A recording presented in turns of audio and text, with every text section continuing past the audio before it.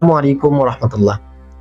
এই যে বোনকে দেখতে পাচ্ছেন, তার জীবনের গল্প আপনাকে নতুন করে ভাবতে শিখাবে। তার জীবনের গল্প আপনার ভাগ্যকে অনুধাবন করতে শিখাবে। এই বোনের গল্পটি আপনার সাথে শেয়ার করছি।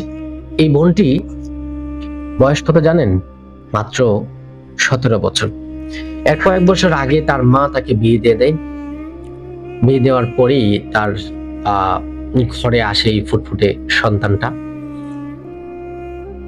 সে আসলে ভাবতে পারে নাই যে খুব অল্প সময়ে জীবনের এই কঠিন বাস্তবতার সম্মুখীন সে হবে। জীবন যে আসলে কতটুকু কঠিন সেটা সে হাড়ে হাড়ে টের পাবে, সে কল্পনাও করতে পারে নাই। সে মাদ্রাসায় পড়াশোনা করত।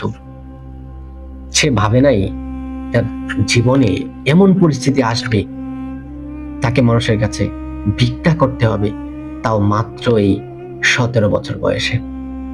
তার আম্মা যেহেতু দরিদ্র ফ্যামিলির, তাকে বিয়ে দিয়ে দেয় খুব অল্প বয়সী।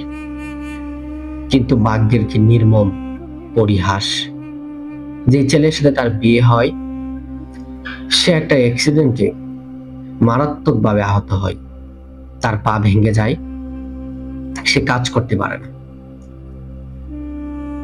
তার ঘরের খরচপাতি কে আর আনবে, কিভাবে চলবে তার সংসার? তার স্বামী তো অ্যাক্সিডেন্টে একটা পা ভেঙে গিয়েছে। চিকিৎসাধীন হাসপাতালে, চিকিৎসার খরচই বা সে কোথায় থেকে যোগাবে? আর তাকে কে সহায়তা করবে? তার নিজের ফ্যামিলি, তার শ্বশুর বাড়ির ফ্যামিলি, তার বাবার ফ্যামিলি, সবাই দরিদ্র, সবাই দরিদ্র।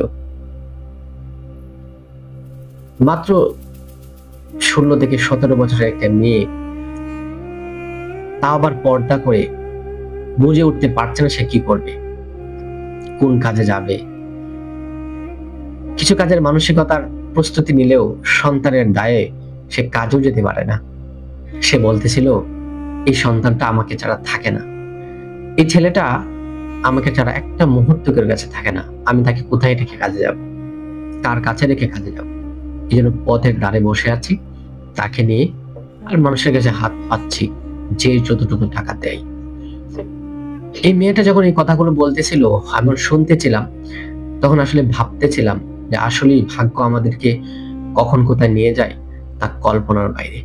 এই মেয়েটার কয়েকটা কথা আমাকে খুব আঘাত করে।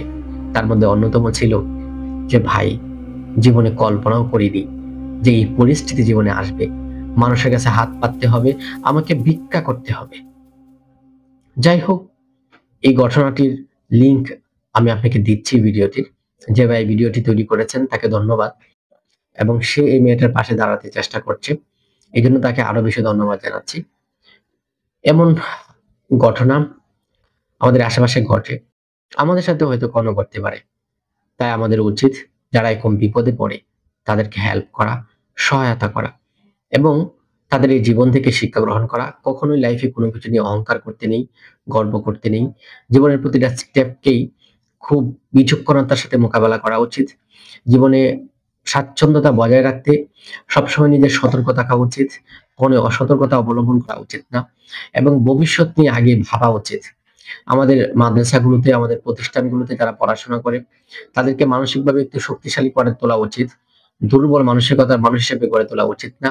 তখন তারা যখন এরকম কোনো বিপদে পতিত হবে, তখন তারা শক্তিশালী কোনো স্টেপ নিতে পারবে না। আল্লাহ তাআলা এই বোনটিকে সুন্দর একটা জীবন ফিরিয়ে দিক। আল্লাহ তাআলা তার স্বামীকে সুস্থ করে কর্মজীবনে ফিরবার তৌফিক দিক। আল্লাহুম্মা আমিন। আসসালামু আলাইকুম ওয়া রাহমাতুল্লাহ।